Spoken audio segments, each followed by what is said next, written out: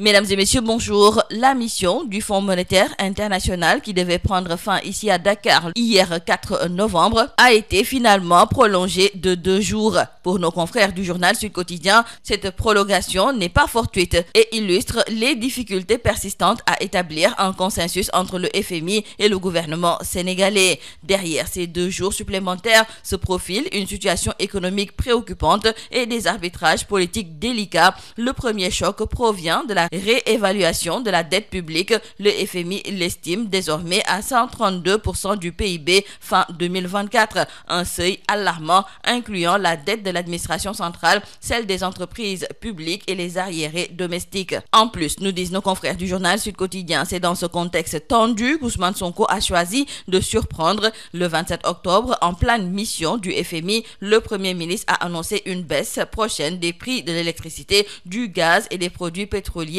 estimé entre 8 et 15%. Et selon nos confrères, le contraste est saisissant parce que sous Macky Sall, l'appui du FMI était conditionné à la suppression progressive des subventions énergétiques et le nouveau gouvernement semble vouloir en rétablir une partie. Dans le journal Direct News, nos confrères décrivent qu'au-delà de la dette cachée, il existe aussi un autre trou noir encore plus dangereux pour les finances de l'État et ce trou noir, c'est la masse salariale dissimulée. Dans l'UEMOA, il existe une règle simple, un pays ne doit pas dépenser plus de 35% de ses recettes fiscales en salaire public. Et pourtant, selon un rapport de 2022, la plupart des États de la zone ont dépassé ce seuil. Seul le Bénin a réussi à le respecter. Et le Sénégal est dans ce groupe de pays en dépassement. Cela fait presque 25 ans que la masse salariale visible dépasse largement la norme. Et le plus inquiétant, c'est la masse salariale qui ne figure pas officiellement dans les comptes. Dans le journal Walf Quotidien, nos confrères reviennent sur ces complaintes qui fusent de partout.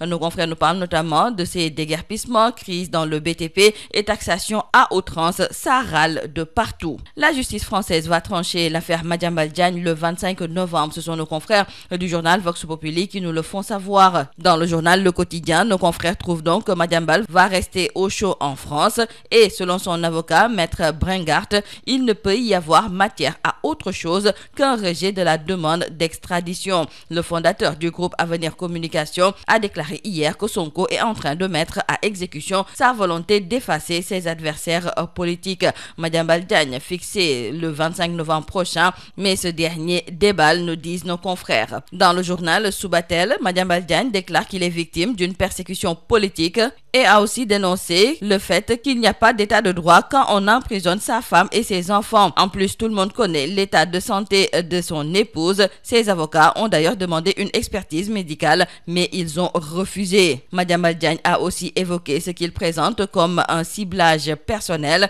Selon lui, sur les 49 sociétés qui ont travaillé avec Ellipse et l'État du Sénégal, on a juste ciblé sa personne pour lui demander d'aller répondre à la justice. Pour lui, cela insinue ce que Ousmane Sonko avait dit, qu'il va effacer tout adversaire politique. Parlons à présent avec nos confrères du journal Rewmi Quotidien du Fonds d'appui et de développement de la presse. L'Association des éditeurs et professionnels de la presse en ligne dénonce une plateforme défaillante et des violations légales gravissimes. La Commission de protection des données personnelles est saisie. Le 8 novembre prochain, 2 manifestations prévues ici à Dakar. Le premier, c'est à l'appel du président du parti PASTEF, Ousmane Sonko, et le second, intitulé Niartu National, a été convoqué par plusieurs membres de l'opposition. Dans le journal Point Actu, nos confrères nous parlent d'ores et déjà d'un duel à distance entre Terra Meeting et Niartu National. Bougane Gueye Dany décline d'ailleurs le Niartu National en acte de résistance citoyenne, une voix collective contre l'injustice, la précarité et la vie chère. Et le leader du parti PASTEF, lui, promet de parler de l'État et de politique et annonce un avant le 8, un le 8 et un après le 8. Et entre les deux camps s'annonce une vraie guerre des foules. C'est tout à vos journaux et très bonne lecture.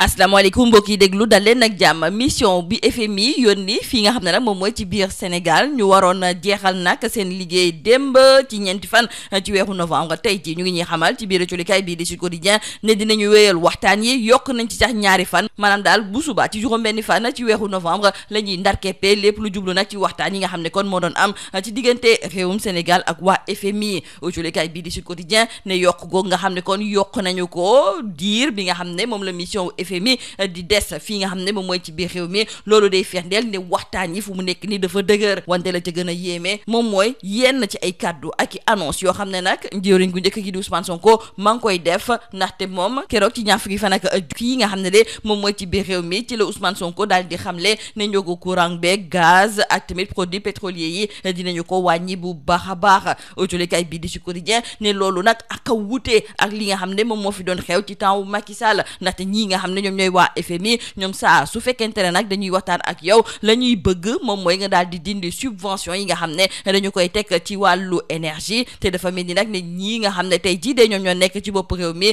ñoom xalaatu ñoo def li ni mel sax ndaxte jël nañu yeneen i décision. autolikaay bi di direct news di ñëwaat nag ci bor bi nga xam ne nee nañu dañu ko nëbb muy xamle ne lu weesu bor boobu nga xam ne dañuy wax ne dañu koo nëbb nañu wax tamit ci masse salariale bi nga xam ne tamit jéggi na dayoo rax ci dolli ci dëkk yi nga xam ne ñoom ñoo nekk ci biir UEMOA dañuy daal di xamle ne ab dëkk ko warul weesu nag ci téeméer goo jël fanweer ak juróom ci wàllu recette fiscale yi nga xam ne dañu koy dugal ci wàllu salaire yi. wante colikaay bi di direct news mi ngi ñuy xamal ne réewum Sénégal bokk na ci dëkk yi nga xam ne seen masse salariale dafa daal di jéggi dayoo kon faw ñi nga xam ne ñoom ñoo nekk ci bopp réew mi li ñërtu nag lii nga xam ne de moom moo jublu ci wàllu masse salariale googu ci yenn ci ay opération de déguerpissement yi nga xam ne ñu ngi koy faral di amal fan yi yëpp ak jafe-jafe yi am ci wàllu BTP ak taxe yu bëri yi. autolikaay bi di Walf Quotidien mi ngi ñuy xamal ne ñaxtu gu métti lañ ci nemmeeku nañu jàpp ak autolikaay bii di Vox Populi ne Madiambal Diagne dina xaar ba ci ñaar fukki fan ak juróom ci weeru novembre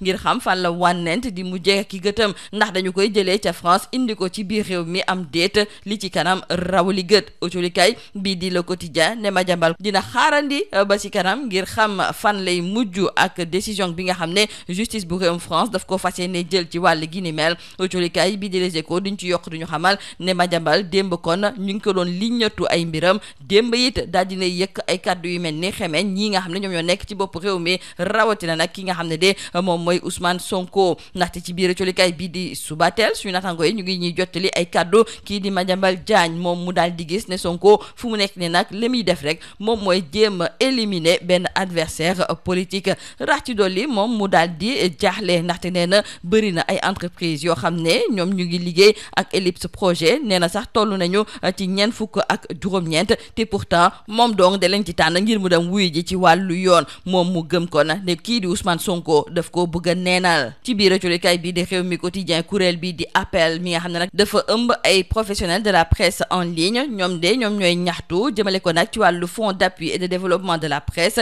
ci yoon yi nga xam ne nag da nga war a mën a jaar ngir war cee mën a bokk ñoom ñu daal di gis ne plateforme bi baaxul dara waay ñuy joxoñ baraamu tuuma joriñ gi nga xam ne moom la ñu dénk wàllu communication di xam leen ne moom moo bëgg a faagaagal yenn ci ay ëttub tasub xibaar loolu sax moo tax ba commission de protection des données personnelles dem nañu ngir wax ak moom ci wàll gi ni mel. juróom-ñetti fan ci weeru novembre dina am ñaari manifestation yoo xam ne dañ ko fee nar a nemmeeku ba ca njëkk moom mooy bii nga xam ne moom la Ousmane Sonko daal di woote fa li nga xam ne moom mooy ca stade Léopold Sédar Senghor ñaareel bi nag moom mooy ñaxtu national bi nga xam ne ñu bëri ñu bokk ci biir l'opposition bi bëgg nañu nag bés boobu askan bi daal di wàcc ngir fësal jafe-jafe yi nga xam ne moom la ñuy jànkonteel. Bougane Gueye Dany sax di xamle ne ñaxtu national googu lu war a am la ndaxte fu mu nekk ni askan bi fi yeewoo dee nañu wet ak dundu gu seer gi ak tamit ñàkkum liggéey boobu fekk na ne kii di Ousmane Sonko di xamle ne ci bésub juróom-ñetti fan boobu dinañu waxtaanee ci wàllu nguur bi nga xam ne waa Pastef lañu ko dénk ak tamit lépp lu jublu